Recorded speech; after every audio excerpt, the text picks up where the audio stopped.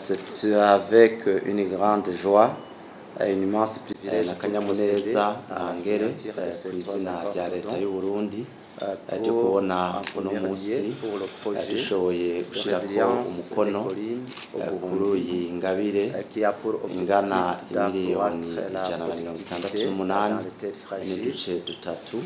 La résilience climatique iyo ngabire ikazoza gukora novuga mu migambi itatu. Umugambi wa mbere w'imiliyoni 88 70 millions de dollars pour le kuraba ihindagurika ry'ibihe mu makomine 12 no mu mitumba itandukanye pour l'environnement mondial. Umugambi wa kabiri ni uzoza gufasha kugwiza umuyagankuba aussi vient de bénéficier d'un ku mitumba ihanamiye igisagara ca Bujumbura kugira bashobore kuronka umuyagankuba ukwiye kandi umeze neza ndetse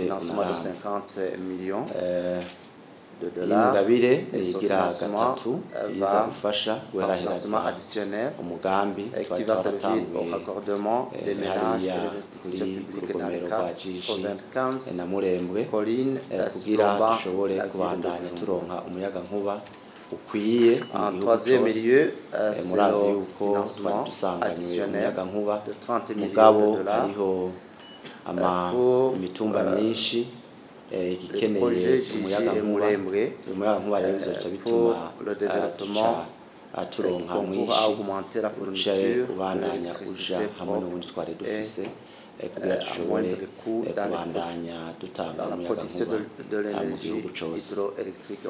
Nk'uko mubizi hariho imbonakazoza turiko turashira mu ngiro étant ce jour l'aboutissement de plusieurs jours de collaboration fructueuse avec l'équipe gouvernementale et l'équipe de la Banque mondiale que je voudrais saluer beaucoup. Dushimire rero mwese abakoze kuri kino gikorwa ndetse au nom du gouvernement du Burundi Banque mondiale ndetse n'abakozi bo muri mu ministère atandukanye rero bakoze kino kugira dushobore gushika kuri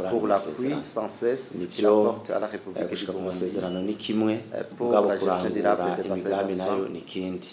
Tunasabe rero abazoba bajejwe imigambi yuko bokorana ubwira ibino bikorwa kugira amahera yose duhejeje kuronka azokore ico yagenewe kandi ndetse yongore azane umusaruro kandi imigambi iherere kugira tongere kandi dushimire cyane leta y'u Burundi kubona iguma ikorana neza n'abandi badusahiriza mu bikorwa by'iterambere.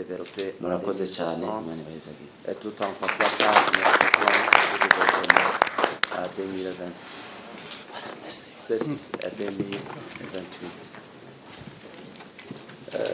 C'est cette vive coopération et cette vive développement du Burundi que je peux remercier la Banque mondiale et tout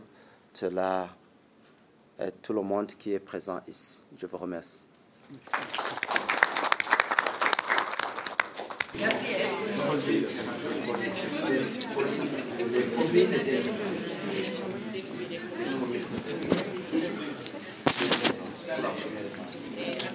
Maintenant, c'est